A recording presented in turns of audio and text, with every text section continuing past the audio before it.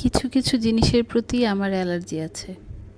আতেল বাবা মার পুত্রকন্যারা হচ্ছে সেই সব জিনিসের একটি। আতেল সহ্য করা যায়, কিন্তু তাদের অফস্প্রিং অসহনীয়। এই অফস্প্রিং জ্ঞানী জ্ঞানী আবহাওয়া থেকে কেমন যেন ভ্যাবদা মেরে যায়।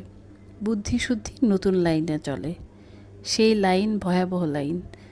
উদাহরণ দেই। উদাহরণটা একটু স্থূল ধরনের, সূক্ষ্ম রুচির পাঠকরা দয়া করে ক্ষমা করে দেবেন। এক সন্ধ্যায় জনৈক প্রথম সারির আতেলের বাসায় কিছুক্ষণ ছিলাম।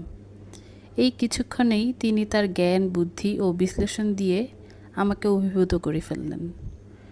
আমি প্রথম জানলাম যে জীবনানন্দ দাশের সব বিখ্যাত বই কবিতাই ইংরেজি কবিতা থেকে নেয়া। বিভূতিভূষণের সাহিত্য কোনো সাহিত্যই নয়, এক ধরনের রূপকথা ইত্যাদি। আলোচনা যখন মায়াকোভস্কিতে চলে গেল, তখন রঙ্গমঞ্চে আতেলের পুত্রের আবির্ভাব ঘটল। পুত্রের বয়স 5 কি 6 হবে। সম্পূর্ণ দিগম্বর, মুখ ভর্তি হাসি।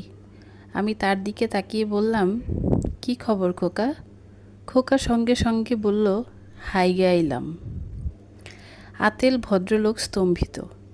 তিনি পুত্রের দিকে তাকিয়ে বললেন, অরূপ ভেতরে যাও। অরূপ বলল, আমি হাইগে আইলাম। ভেতরে যাও বলছি। অরূপ আবার সেই ভয়াবহ বাক্যটি উচ্চারণ করল। আতেল রাগে প্রায় কাঁপতে লাগলেন। তার মুখে কথা জড়িয়ে যেতে লাগলো। আমি বললাম, বাদ দিন ছেলে মানুষ। মায়াকোভস্কি সম্পর্কে কী যেন বলছিলেন? ভদ্রলোক কর্কশ গলায় তার কাজের মেয়েটিকে ডাকতে লাগলেন। সেই মেয়ে এসে অরূপকে ধরে ভেতরে নিয়ে যাবার পর ভদ্রলোক খানিকটা শান্ত হলেন এবং কপালের ঘাম মুছতে মুছতে বললেন, শিশুদের সাইকোলজি খুব অদ্ভুত। কী বলেন? তা তো বটেই। শিশুরা কোনো কাজ করতে পারে না, কাজেই বাথরুম করাটাকে তারা মনে করে বিরাট একটা কাজ। তারা মনে করে এই কাজের খবর সবাইকে জানিয়ে দেওয়া উচিত। সে যখন তাই করে, অনেকটা মুরগির ডিম পাড়ার মতো। আমি বললাম, চমৎকার বলেছেন, কারেক্ট। ভদ্রলোক বললেন, আপনি ডক্টর মেয়ারের লেখা শিশু সাইকোলজির অসাধারণ বই রাইজ অব দি রিজনিং সম্ভবত পড়েননি। সেখানে ডক্টর মেয়ার দেখিয়েছেন। ভদ্রলোক কথা শেষ করার আগেই অরূপ আবার ঢুকলো। এবার তার পরনে প্যান্ট, টুকটুকে লাল রঙের একটা শার্ট।